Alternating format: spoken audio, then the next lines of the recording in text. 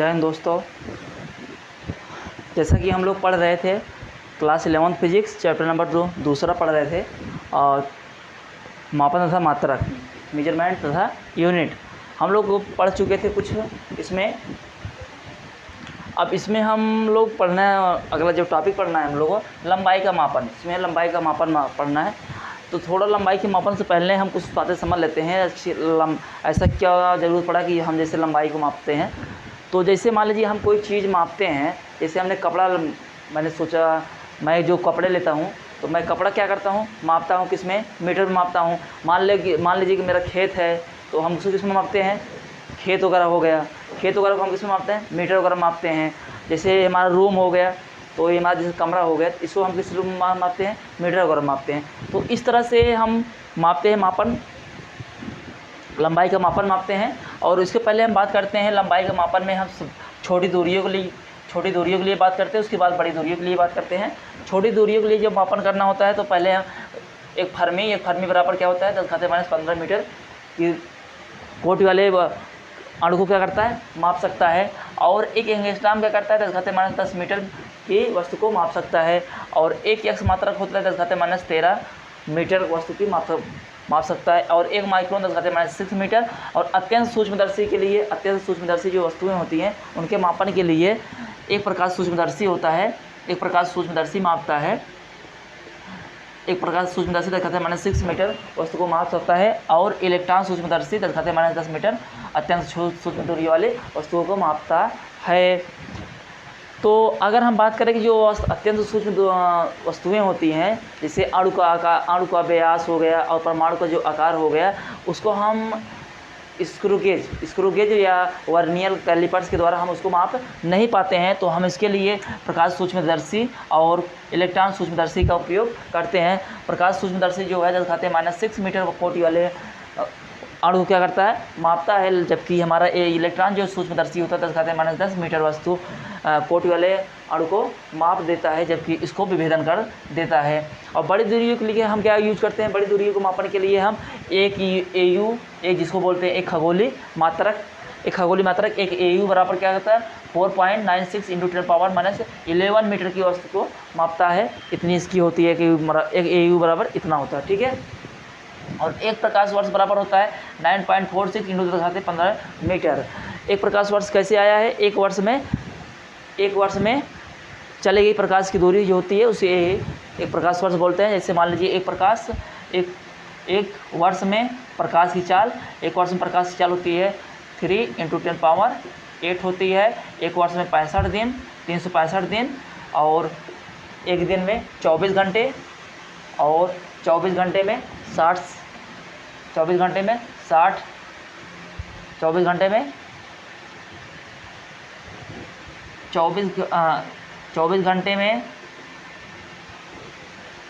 1 घंटे में 24 घंटा, और 1 घंटे में 60 मिनट, और 60 मिनट में 60 सेकंड। इस तरह हम गुणा करते हैं तो हमारा ये वैल्यू इतनी आ जाती है। और एक फारसिक बराबर होता है 3.08 × 10⁻16 मीटर, ठीक है। ये बड़ी दूरियों के लिए हम मापन करते हैं और ये हम छोटी दूरियों के लिए मापन करते हैं। तो हम लंबाई के मापन में जो हम बात कर रहे थे, अब हम बात करते हैं इसमें छोटी कुछ, जैसे अणु का क्या करते हैं, आणविक का व्यास का निर्धारण करते हैं, आणविक व्यास का निर्धारण पढ़ते हैं। अगली जो हेडिंग हम इसमें पढ़ेंगे लंबाई के मापन में,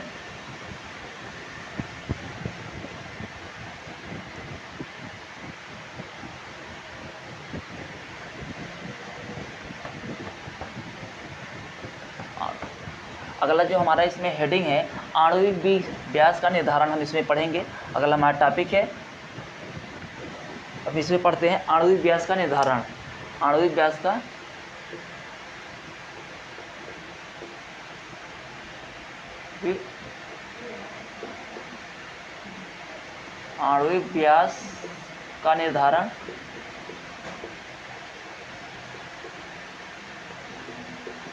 का निर्धारण पढ़ेंगे इसमें।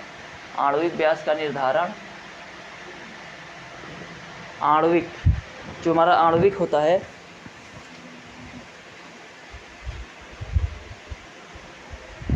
आणविक व्यास का निर्धारण हम पढ़ते हैं। इसमें हम क्या करते हैं, आणविक व्यास में हम एक ओलिक अम्ल ले लेते हैं। क्या लेते हैं, एक औलिक अम्ल ले देते हैं। ओलिक अम्ल को हम क्या करते हैं, एल्कोहल में हम मिलाते हैं। हम क्या करते हैं, 1 सेंटीमीटर क्यूब ओलिक अम्ल को क्या करते हैं, 20 सेंटीमीटर क्यूब एल्कोहल में हम मिलाते हैं। ठीक है, हम क्या करते हैं, 20 सेंटीमीटर क्यूब में 20 सेंटीमीटर क्यूब में एक बूंद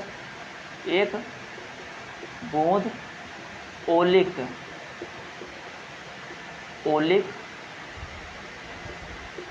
अम्ल मिलाते हैं। ध्यान से सुनिएगा। आणविक व्यास का निर्धारण हम कैसे करेंगे, हम इसमें क्या करते हैं, हम एक ओलिक अम्ल लेते हैं। जो ओलिक अम्ल होता है हमारा एक द्रव होता है, लिक्विड होता है। ये साबुन के बुलबुले का आकार के जैसा ही होता है, साबुन जैसा बुलबुला होता है, इसी तरह का होता है। अब हम क्या करते हैं, एक बूंद ओलिक अम्ल को क्या करते हैं, 20 सेंटीमीटर क्यूब एल्कोहल में क्या करते हैं, मिलाते हैं। यहाँ पे 20 सेंटीमीटर क्यूब एल्कोहल, यहाँ पे एल्कोहल में क्या करते हैं, एल्कोहल में एक बूंद ओलिक अम्ल मिलाते हैं। तो ओलिक अम्ल की जो मात्रा आएगी, ओलिक अम्ल की मात्रा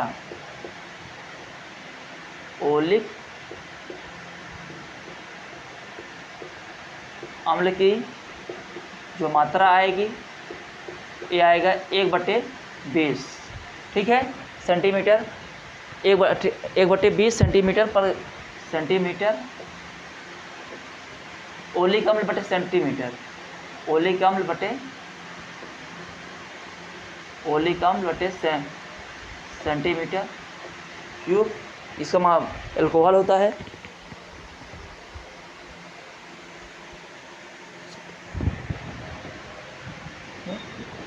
ओलिक अम्ल बटे सेंटीमीटर क्यूब हो जाता है, क्योंकि हमें एक बूंद ओलिक अम्ल क्या करते हैं, मिलाते हैं। 1 सेंटीमीटर क्यूब, यहाँ लिखेंगे 1 सेंटीमीटर क्यूब ओलिक अम्ल क्या करते हैं, मिलाते हैं। जब मिलाते हैं तो हमको अम्ल की नई मात्रा मिलेगी। अब इसमें जब हम 20 सेंटीमीटर क्यूब में हम एक बूंद क्या कर दिए, ओलिक अम्ल मिला दिए, तो अब इसमें से हम एक बूंद पूरा निकाल के जो हमारे पास जो मात्रा आएगी, हम इसी में से क्या करेंगे, एक बूंद फिर से निकाल के फिर से 20 सेंटीमीटर क्यूब ओलिक अल्कोहल में मिलाएंगे। इसमें से क्या है, जो हमने क्या किया है, 20 सेंटीमीटर क्यूब एल्कोहल में हमने 1 सेंटीमीटर क्यूब ओलिक अम्ल मिलाया है। तो उसी में हम क्या करेंगे, फिर से एक बूंद निकाल कर फिर हम क्या करेंगे, एल्कोहल में मिलाएंगे। फिर से क्या करते हैं, पुनः 20 सेंटीमीटर क्यूब में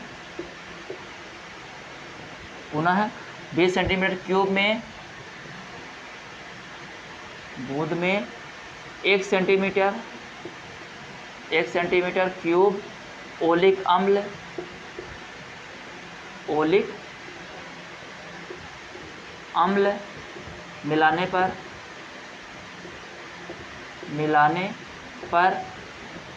मिलाने पर और ओलिक अम्ल की नई मात्रा मिलाने पर, तो हमें वो आएगा ओलिक अम्ल की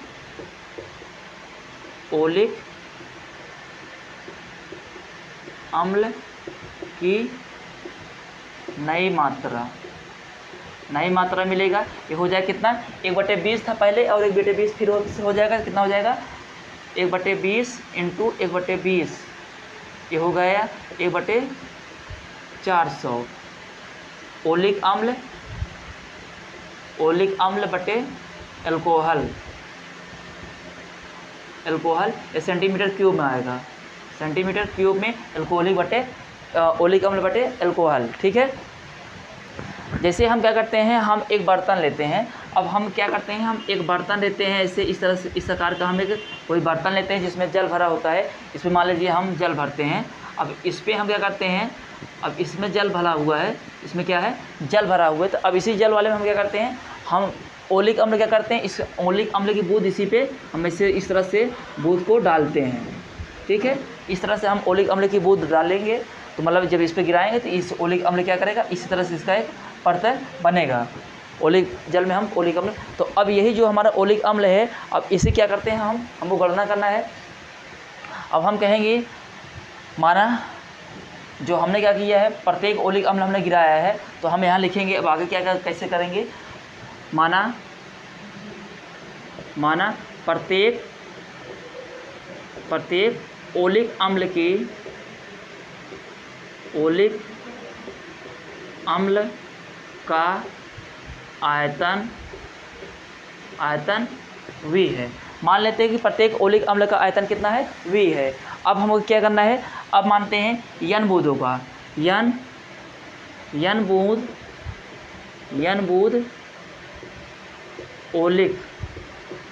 ओलिक अम्ल का जो आयतन आएगा कितना आ जाएगा। वो अब माना कि n बूंदें हैं ओलिक अम्ल की n बूंदें जल में हैं, जल के पृष्ठ पे हैं, सतह पे हैं, ठीक है। माना हम कि n बूंदें हैं तो उसका आयतन कितना हो जाएगा, NV हो जाएगा। कितना हो जाएगा, NV। इसको समीकरण 1 मान लेंगे, ठीक है।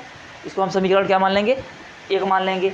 अब मानते हैं कि हमारा जो ये जल है, जिसमें हम क्या भरे हैं, ये जल है, जो जल है इसमें मानते हैं कि जो ओलिक अम्ल है, ओलिक अम्ल की जो ये बूंद है, ओलिक अम्ल की जो बूंद है, इसका मान लेते हैं कि इसका क्षेत्रफल कितना है, A है। इसका क्षेत्रफल कितना है, A है। और इसकी जो मोटाई है, इसकी मोटाई इसको हम मान लेते हैं T है, ठीक है। इसकी जो मोटाई है T है। T क्या है, T है मोटाई, T है मोटाई, और A है क्या हमारा क्षेत्रफल। हम मानते हैं जो ओलिक अम्ल की एक बूंद है उसका क्षेत्रफल A है और उसका जो मोटाई है T है। तो अब हमको क्या हो जाएगा, ओलिक अम्ल की जो आयतन आएगा तो हो जाएगा एक बूंद ओलिक अम्ल का आयतन, एक बूंद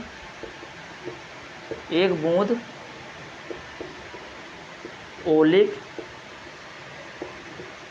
अम्ल का आयतन, एक बूंद ओलिक अम्ल का आयतन कितना हो जाएगा, एक बूंद ओलिक अम्ल का आयतन हमारा हो जाएगा। इसकी अगर क्षेत्रफल A है और मोटाई कितनी है, T है, तो A हो जाएगा A इंटू टी। इसको समीकरण क्या मान लेंगे, दूसरा, ठीक है। अब समीकरण 1 और 2 से करेंगे।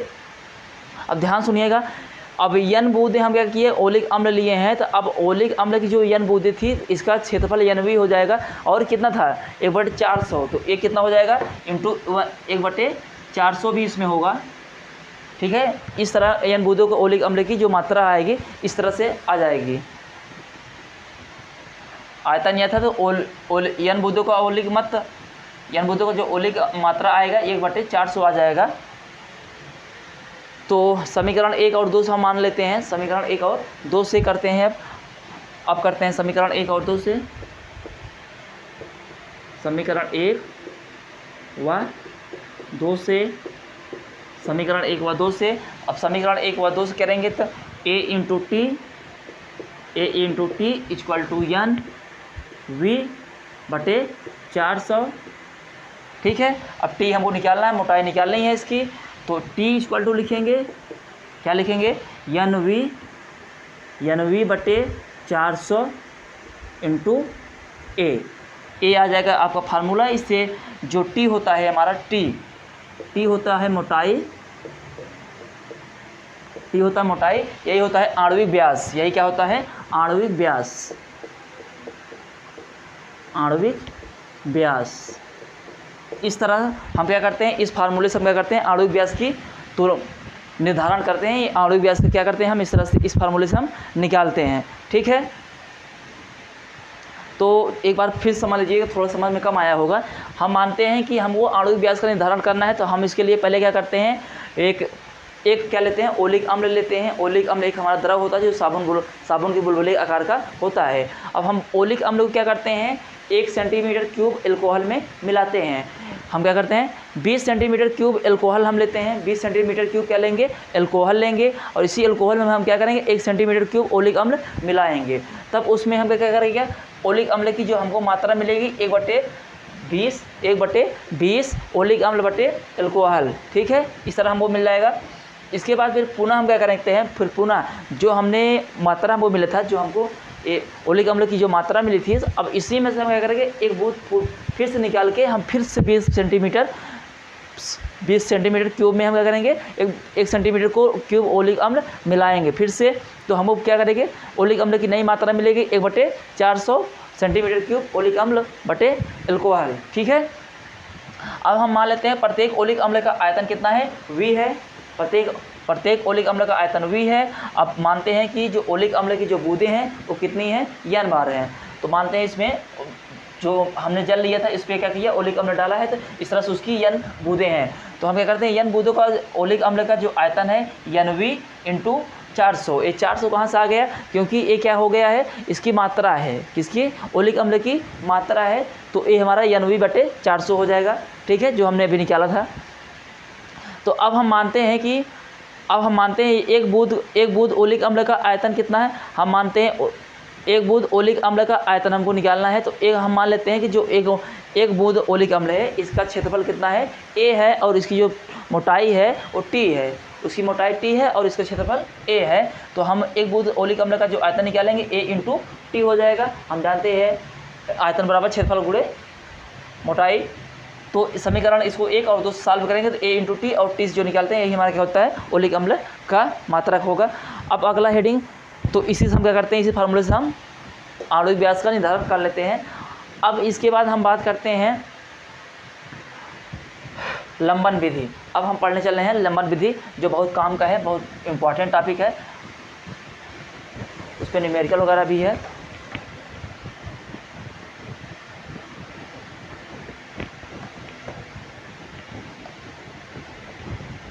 बड़ी दूरियों के लिए आप क्या करते हैं, अभी तो हम छोटी दूरियों को निकाल रहे थे, अब हम बड़ी दूरियों के लिए निकालेंगे लंबन विधि।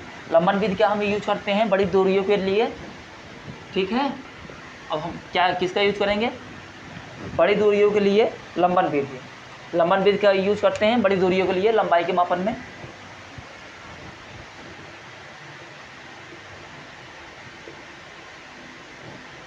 लंबन विधि पैरेलैक्स मेथड जिसको बोलते हैं, ये होता है बड़ी दूरियों के लिए, बड़ी दूरियों के लिए। इसको हम बड़ी दूरियों के लिए निकालते हैं, लंबन विधि का यूज करते हैं बड़ी दूरियों के लिए निकालते हैं। जैसे हम यहाँ से ग्रहों की पता करते हैं, जैसे हम यहाँ से सूर्य चंद्रमा हो गया, जो अनेक तारे हैं, उसकी हमको उसकी दूरी निकालनी होती है, तो हम इसी लंबन विधि के द्वारा क्या करते हैं, इन सबको लंबाई निकालते हैं। और सबसे पहले बात करते हैं लंबन विधि क्या है। जैसे हम मान लीजिए हम ये मार्कर लिया हूँ, तो जैसे मैं मार्कर लिया हूँ, इस मार्कर को हम क्या करते हैं, इस आंख से देखते हैं, एक आंख में बंद करके इस आंख से देखते हैं, तो इसके बाद इस आंख देखेंगे, तो इसको आंख फिर क्या करेंगे, खोल देंगे। तो अब इस आंख से देखेंगे, तो एक बार इस आंख को बंद करेंगे, इस आंख को बंद करने के बाद इस आंख से देखेंगे, तो दोबारा फिर क्या करेंगे, इस आंख को बंद करेंगे और इस आंख से देखेंगे। तो मतलब जो हम इसको मार्कर को जो देख रहे हैं, तो एक बार इस आंख से देखेंगे, एक बार इस आंख से देखेंगे, तो इसका जो ओरिजिनल पोजीशन है, जो स्थिति है, जो ओरिजिनल स्थिति है, इसकी स्थिति में कुछ क्या आएगा, कुछ अंतर आएगा, मतलब कुछ हल्का सा क्या होगा, डिफरेंस आता है। तो इसे ही हम क्या कहते हैं, लंबन विधि कहते हैं। तो लंबन विधि को हम समझने के लिए चलिए आओ हम बात करते हैं। एक हम सर्कल लेते हैं, कैसे हम इसको समझते हैं। मान लीजिए हमने क्या ले लिया, एक सर्कल ले लिया, हमने क्या ले लिया, एक सर्कल। ये हमारा एक सर्कल और वृत्त हो गया, हमने एक वृत्त ले लिया। तो मानते हैं इसका जो केंद्र है यहाँ से O हो गया, ठीक है, हमने एक यहाँ से केंद्र O ले लिया। अब यहाँ से हमने क्या किया है, यहाँ से हम क्या किया है, इस तरह से हमने क्या लगाया है, A पॉइंट और ये हमारा P पॉइंट हो गया और एक केंद्र O हो गया, और इसके बीच जो कोण हो गया हमारा, ये हमारा लंबन कोण इसको बोलते हैं। और ये हमारा जो AB हो जाता है, क्या हो जाता है, AB जो होता है तो हमारा क्या हो जाता है, ये होता है हमारा आधारक। और A हमारा यहाँ से O से A तक जो हमने क्या डाला है, एक हमने क्या किया है, त्रिज्या खींचा है। क्या खींचा है, एक त्रिज्या खींचा, जिसको कैपिटल D से दिखाते हैं, कैपिटल D से, ठीक है। और जो हमारा AB है, AB इसकी बीच दूरी क्या है, D होती है, स्मॉल d होती है, ठीक है। ये और हमारा ये जो कोण है इसे हम लंबन कोण बोलते हैं। और जो हमारा ए बी जो हमारा चाप होता है, ए बी हमारा जो चाप होता है इसे क्या बोलते हैं, चाप। ये हमारा जो चाप होता है इसे बोलते हैं आधारक। ठीक है, तो अब इसी को हम समझते हैं कैसे। अब इसका हम एक दूसरे हम डायग्राम से देखते हैं। जैसे हमने क्या किया है, हमारा ये दूसरे चित्र में हम देखते हैं, जैसे हमने क्या किया है, ए हम कहाँ, ए हमको यहाँ से हमने इस पॉइंट को ओ मान लिया, ये पॉइंट ओ हो गया। ए जो हमारा कोण है इसे क्या बोलते हैं, इसे बोलते हैं लंबन कोण, लंबन कोण। और इसे हम ए और इसे हम क्या बोलते हैं, बी बोलते हैं। ये हमारा ए बी हो गया, ठीक है, जिसके हम बोलते हैं क्या बोलते हैं, आधारक। ये हमारा स्मॉल डी, ये हमारा क्या होता है, आधारक, आधारक होता है। ठीक है, और यहाँ से ओ से ए तक जो हमारी डिस्टेंस होगी, जो रेडियस होगी, कैपिटल डी, और इधर भी क्या होगा, कैपिटल डी। ठीक, इधर स्मॉल डी, इधर कैपिटल डी। ठीक है, अब हमको पता है, जैसा कि हम लोग जानते हैं, कोण बराबर क्या होता है, कोण बराबर चाप बटे त्रिज्या, चाप बटे त्रिज्या। ठीक है, तो अब हमारा यहाँ चाप क्या है, कोण हमारा थीटा है, ठीक, और चाप क्या है हमारा ए बी, क्या है, ए बी, चाप ए बी, और हमारा जो त्रिज्या कितना हो गया, कैपिटल डी। ठीक, कैपिटल डी। अब हम मान लेते हैं कि हमारा जो त्रिज्या है, त्रिज्या हमारा मान लेते हैं कैपिटल डी जो है ये बहुत बड़ा है, बहुत बड़ा है। किसकी तुलना में, चाप ए बी की तुलना में, चाप ए बी की तुलना में क्या है, बहुत बड़ा है। चाप ए बी की तुलना में हमारा क्या है, जो हमारा त्रिज्या है बहुत बड़ा है। तो अब इसको हम, जो हमारा चाप है, तो हम इसको लिख सकते हैं ए बी बराबर हम इसको लिख सकते हैं ए बी, इसको ए बी लिख सकते हैं। ठीक है, और ए बी बराबर हम क्या लिख सकते हैं, डी, डी होता है हमारा चाप। तो अब हम लिखेंगे यहाँ से थीटा बराबर लिखेंगे इसको, ये हमारा चाप कितना है, ए बी, डी है, और हमारा जो त्रिज्या कितना है, कैपिटल डी है। अब इसे हम बनाएंगे तो हम इसे लिखेंगे small D equal capital D into theta. यही हमारा लंबन कोण होता है, यही हमारा क्या होता है, लंबन विधि होता है, यही हमारा क्या होता है, लंबन विधि होता है। अब इसी फार्मूले से हम क्या करते हैं, लंबन विधि का गणना करते हैं। और ये लंबन विधि जो है बहुत इम्पॉर्टेंट है, लंबन विधि क्या है, बहुत इंपॉर्टेंट है। इस पर बहुत सारे क्वेश्चन हैं, जैसे हम बड़ी दूरियों क्या करते हैं, बड़ी इस लंबन विधि के द्वारा हम बड़ी दूरियों का मापन करते हैं, जैसे सूर्य, चंद्रमा, हाँ, और जो बड़े बड़े अन्य ग्रह हो गए हैं बहुत दूर जो है, उनकी हम मापन इसी विधि से करते हैं और इसी फार्मूले से करते हैं। अब इसमें एनसीईआरटी में बहुत काम, ठीक है, इसमें बहुत काम का चीज़ है, और इस पर क्या है, न्यूमेरिकल है। अब हम इसमें आगे बात करते हैं, आगे इसमें हम बात करेंगे न्यूमेरिकल की। पहले एक बार हम लंबन विधि को फिर समझ लेते हैं, आखिर लंबन विधि क्या होता है। लंबन विधि को हमने बताया कि जैसे हमने एक मार्कर देख रहे हैं, अगर हम एक आंख को बंद करते हैं, दूसरी आंख से देखते हैं, पुनः फिर क्या करते हैं, दूसरी आंख को बंद करते हैं, फिर इस आंख से देखते हैं, तो हम जिस मार्कर को देख रहे हैं, तो इसके जो मूल का जो स्थिति है, इसकी मूल स्थिति में क्या आएगा, थोड़ा डिफरेंस आता है, तो इसी को हम लंबन विधि कहते हैं। और इसी को हम समझने के लिए हमें क्या करते हैं, एक वृत्त लेते हैं, और वृत्त के माध्यम से हमने समझा है। हमने क्या किया, वृत्त में एक हमने केंद्र लिया, केंद्र ओ को हमने दिखाया है, और उसके बीच जो कोण बना है हमारा लंबन कोण थीटा, और हमने क्या किया, केंद्र ओ से हमने इस पे जो हमारा परिध है, इस पे हमने ए पॉइंट पे हमने एक त्रिज्या डाला, और यहाँ से हम बी वाले पॉइंट पे डाला, और ए बी जो हमारा हो जाता है, ए हमारा क्या हो जाता है,